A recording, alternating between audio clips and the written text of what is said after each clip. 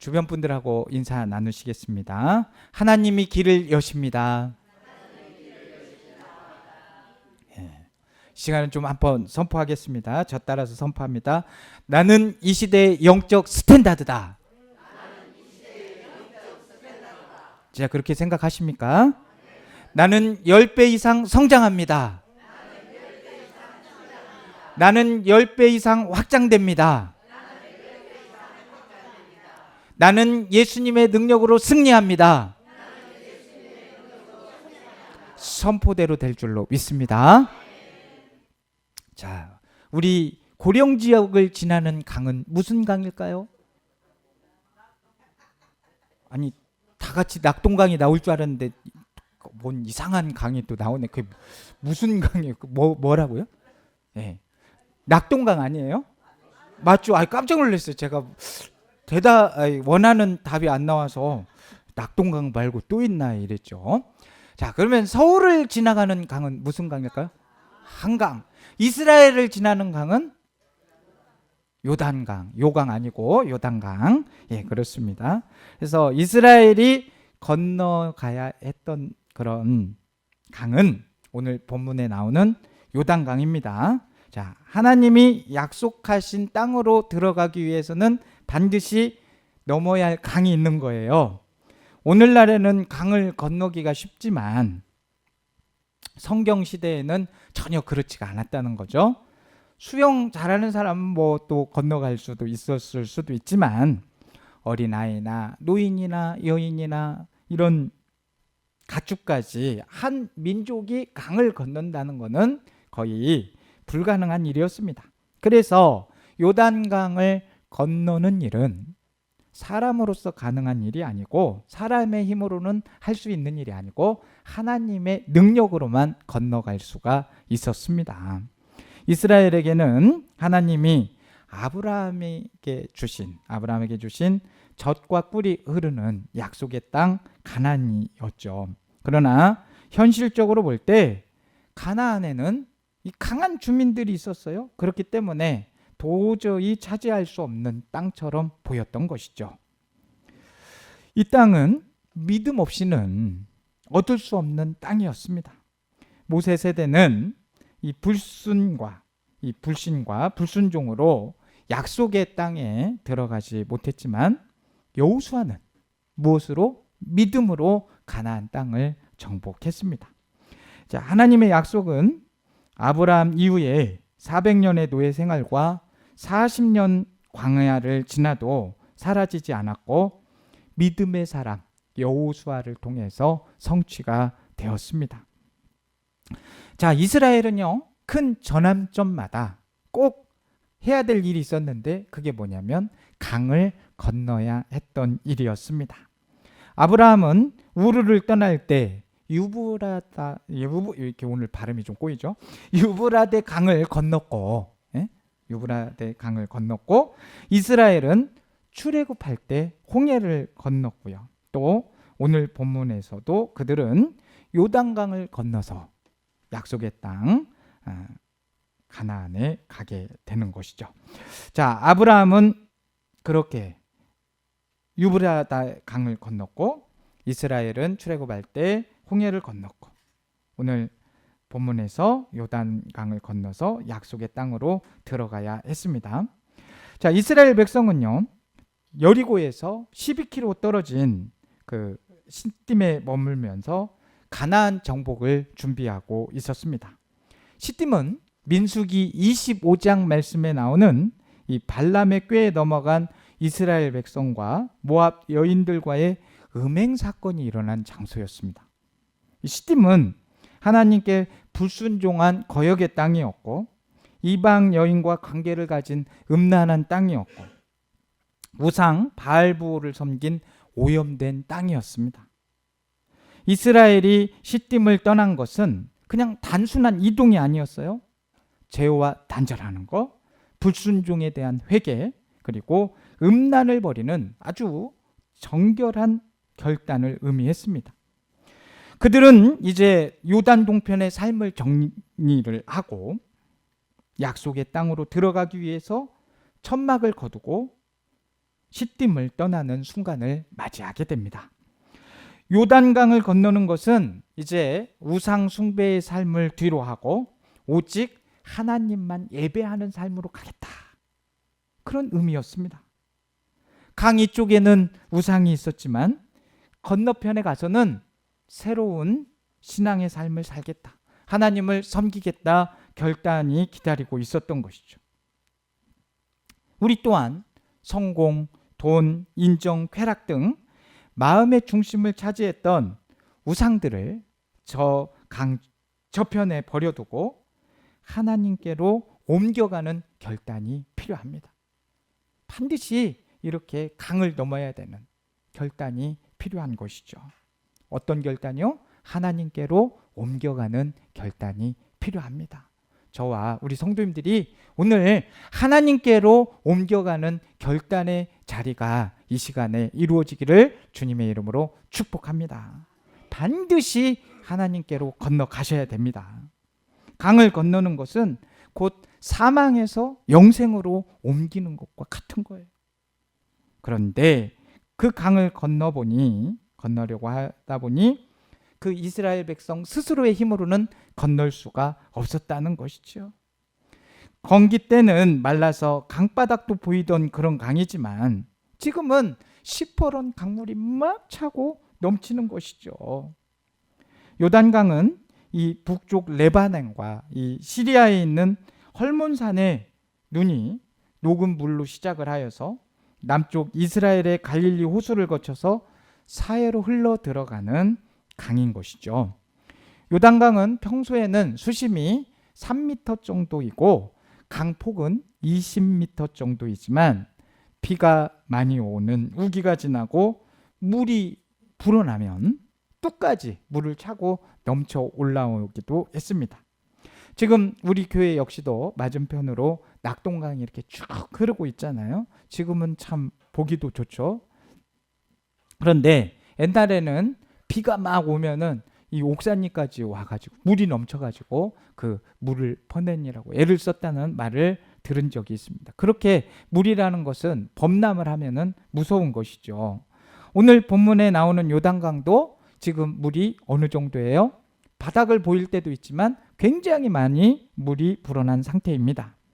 자, 여호수아는 백성들에게 요단강가로 이동해라 라고 명령을 했고 200만 명이 넘는 큰 무리가 이동한 후에 강가에서 3일 동안 머무르게 되었습니다.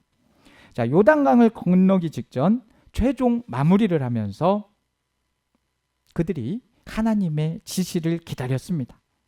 자, 우리의 힘으로는 건널 수가 없다.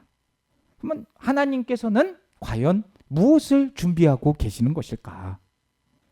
이스라엘은 하나님의 마음과 이 때를 기다렸습니다. 우리도 살다 보면은요, 하나님의 때를 기다려야 할 때가 있다는 것이죠. 왜 안 되지? 왜 이렇게 답답하지?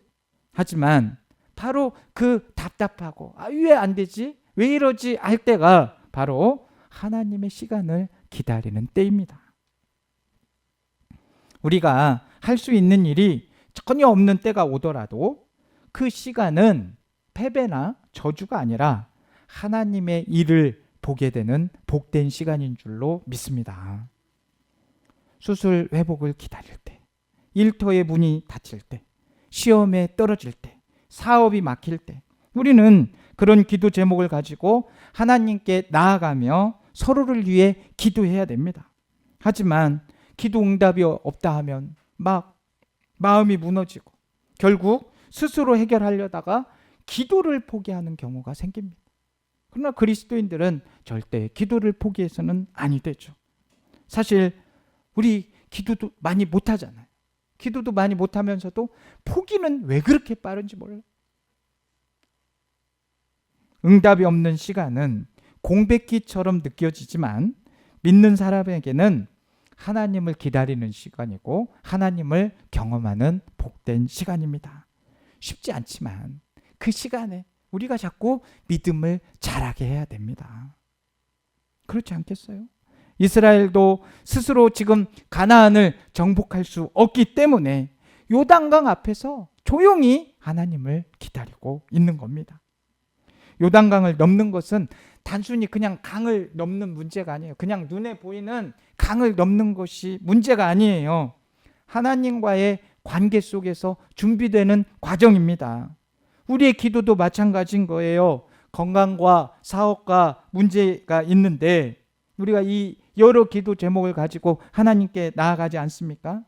우리에게는 하나님의 기도 응답도 분명 중요하지만 정말 중요한 것은 그 응답을 통해서 하나님과 자꾸 가까워지고 내 삶이 변화되는 것입니다. 삶이 반드시 변화가 돼야 됩니다. 자, 이스라엘의 지도자들은 백성에게 언약궤를 따라가라라고 명령을 처음으로 하죠. 가나안에 들어가는 방법은 얕은 곳을 찾는 것도 다리를 놓는 것도 배를 만드는 것도 아니었습니다. 그냥 언약궤를 따르는 것, 그 언약궤만 따라가는 것이 길이었어요. 그게 유일한 길이었던 것입니다. 아시다시피 언약궤는 십계명이 들어있는 거룩한 상자죠. 거기에는 하나님의 말씀, 임재, 보호가 상징되어 있습니다. 따라서 언약궤를 따르라는 말은 곧 자기 힘으로 앞서가지 말고 하나님을 따르라는 뜻이 있는 것입니다. 하나님은 언약궤와 약 1km 정도의 거리를 두게 하셨습니다. 이는 언약궤에 대한 경외심을 갖게 한 것이고 모든 백성이 그 인도하심을 분명하게 보이시려고 이 경외심과 하나님이 그들을 인도하신다는 걸 보여주시기 위해서 1km의 거리를 두게 한 것이죠. 출애굽 때는 구름 기둥과 불 기둥으로 하나님께서 인도를 하셨고 요단강에서는 언약궤에 앞서서 인도를 하십니다. 이 여정의 진짜 리더는 여호수아로 보이지만 그 과정을 인도하시는 분은 누구시라고요? 하나님이셨던 거예요. 광야 40년 동안 이스라엘이 배운 단 한 가지, 자기 마음대로 살지 않고 하나님의 말씀대로 따라 살아야 된다. 요단강을 건너게 하신 분도 하나님이라는 것을 보여주시는 것입니다. 그래서 어떤 일을 결정하거나 우리가 어려움을 만날 때 나는 지금 주님의 인도하심에 순종하고 있는가? 이거를 먼저 돌아봐야죠.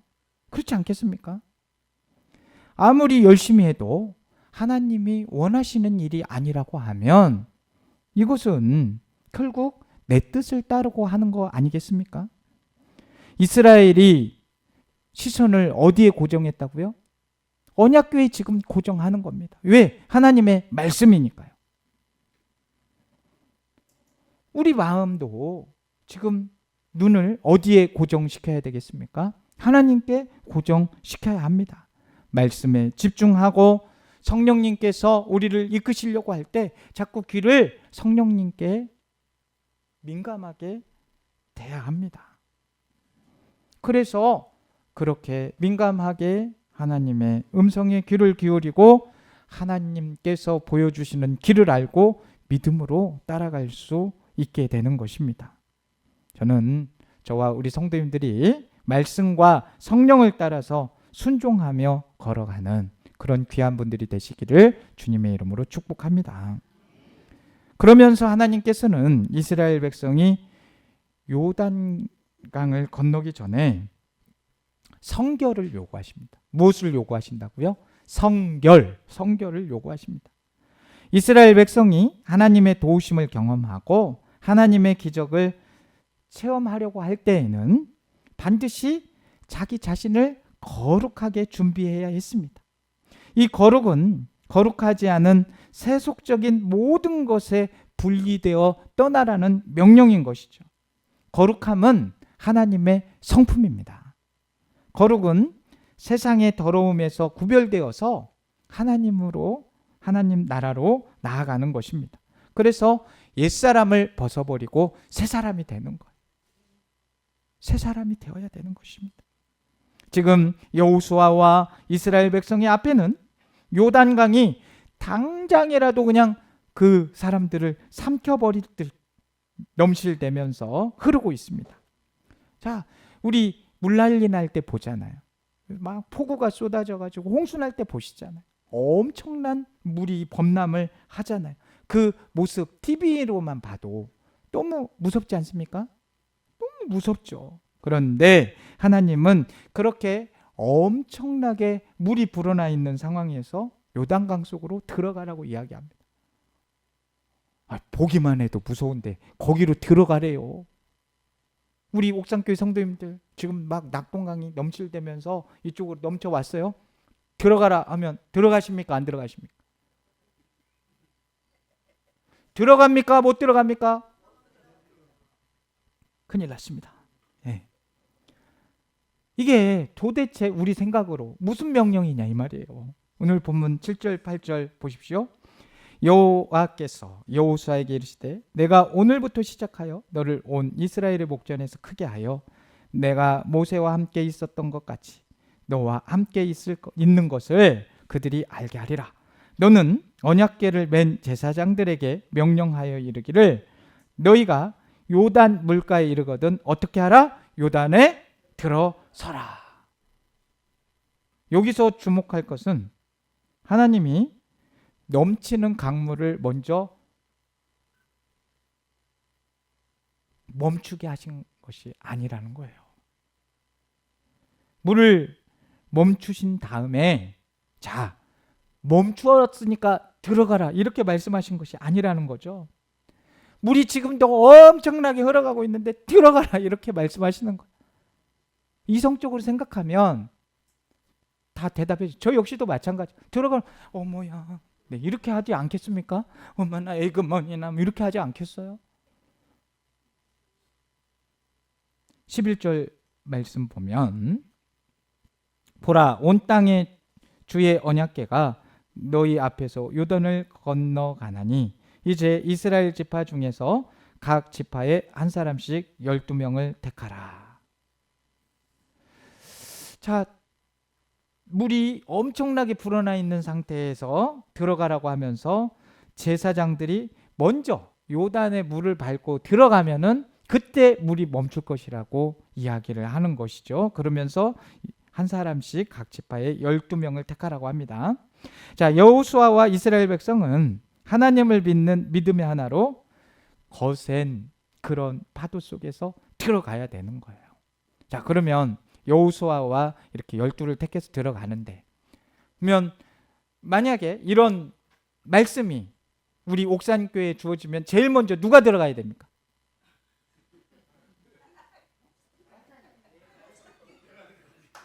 굉장히 많이 웃으시네요. 결국은 제가 먼저 들어가야죠. 죽어야 되니까. 왜 이렇게 좋아하세요? 죽는 목사 죽는다고 하니까 다 좋아하시네. 네. 제가 먼저 들어갑니다. 그러면 저만 들어가야 돼요? 같이 들어가야 돼요? 혹시 같이 들어가실 분만 손 내려보세요. 우리 옥산교회가 이런 분들입니다. 다 같이 들어가는 거예요. 왜? 우리의 이성으로는 안 되지만 믿음이니까 들어가는 거죠. 그때 역사가 일어나게 될 줄로 믿습니다.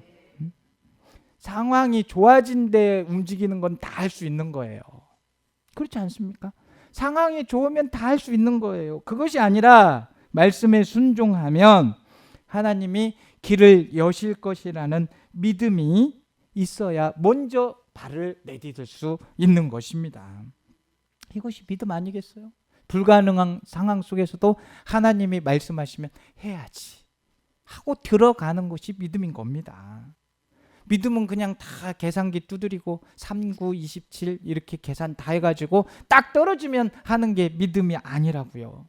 이해가 되지 않아도 하나님께서 말씀하셨기 때문에 순종하는 겁니다. 우리 삶에도 요단강과 같은 이런 강들이 얼마든지 우리를 가로막습니다. 그때 필요한 것 단 하나, 하나님의 약속을 붙잡고 믿음으로 한 걸음 내딛는 겁니다. 한 걸음 주 예수와 함께 날마다 우리는 가리. 할렐루야.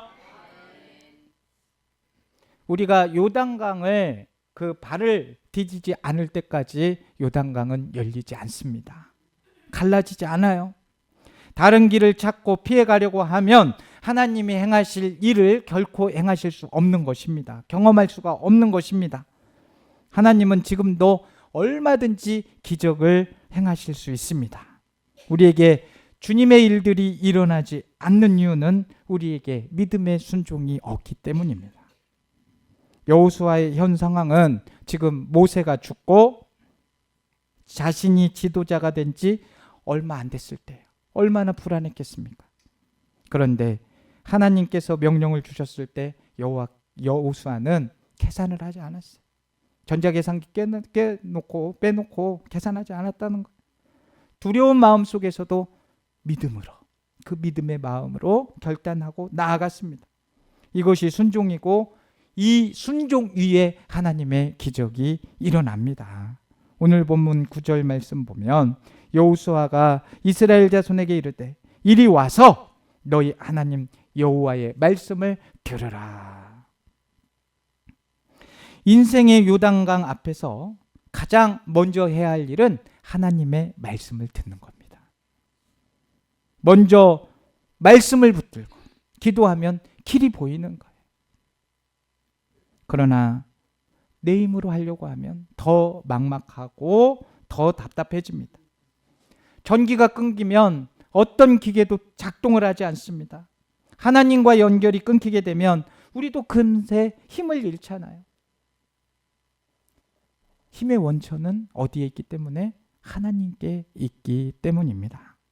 하나님은 모든 계획을 한꺼번에 말씀하지 않아요.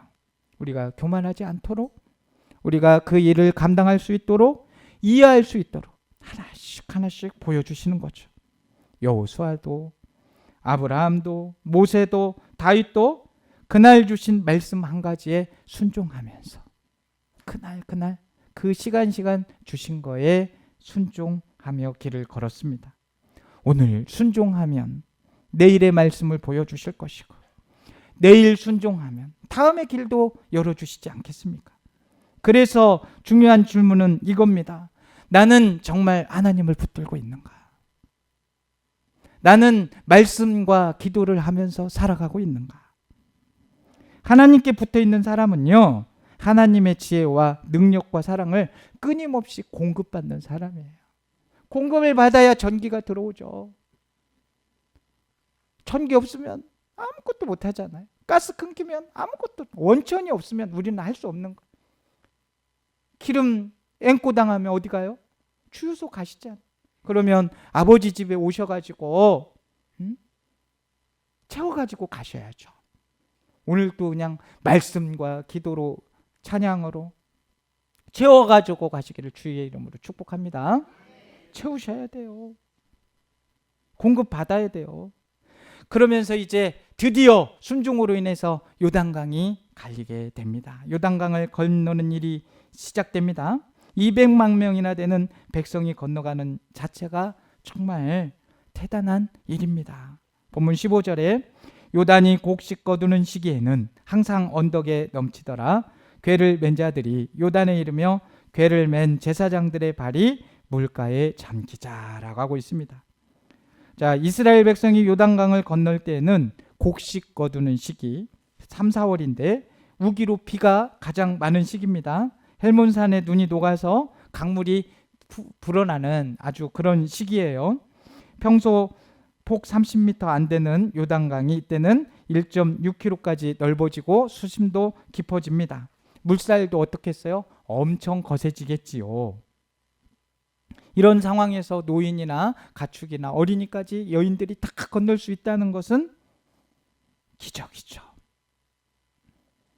뒤로도 돌아갈 수 없는 절박한 상황. 그런데 기적이 일어납니다. 언약궤를 맨 제사장들이 강물에 발을 내딛는 순간 흐르던 물이 멈췄습니다. 멈춘 다음에 발이, 이게 굉장히 중요해요. 비슷한 말 같지만 멈춘 다음에 발을 내딛은 게 아니라 발을 내딛은 다음에 멈췄다고요. 이렇게 순서를 잘 기억해야 되는데 또 이제 똑같다고 이게 또 뒤집어 가지고 멈춤은 디디어야지 이렇게 생각하시면 안 돼요. 뭐를 먼저 해야 된다고요? 발을 먼저 내딛어야 된다. 본문 16절 17절 말씀 보면 곧 위에서부터 흘러내리던 물이 그쳐서 사르단에 가까운 매우 멀리 있는 아담 성읍 변두리에 일어나 한 곳에 쌓이고 아라바의 바다 여매를 향하여 흘러가는 물은 온전히 끊어지매 백성이 여리고 앞으로 바로 건널새 여호와의 언약궤를 맨 제사장들은 요단 가운데 마른 땅에 굳게 섰고 그 모든 백성이 요단을 건너기를 마칠 때까지 모든 이스라엘은 그 마른 땅으로 건너갔더라. 아멘. 아무리 큰 요단강도 천지를 창조하신 하나님 앞에서는 아무 문제가 아닌 것입니다. 중요한 것은 상황의 크기가 아니라 누가 그 일을 하시는가입니다. 우리는 매주 사도신경 하면서 전능하신 아버지 하나님 천지의 창조주시라고 이렇게 고백하지 않습니까? 믿는다고 고백하잖아요.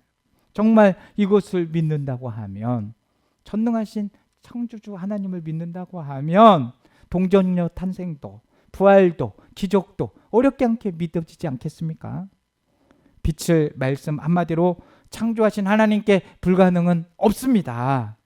요단강이 멈춘 기록은 역사에도 있지만 성경은 하나님께서 정확한 때와 장소에서 이스라엘을 위해서 일하셨다라고 말씀하고 있습니다. 그렇게 증언해 줍니다.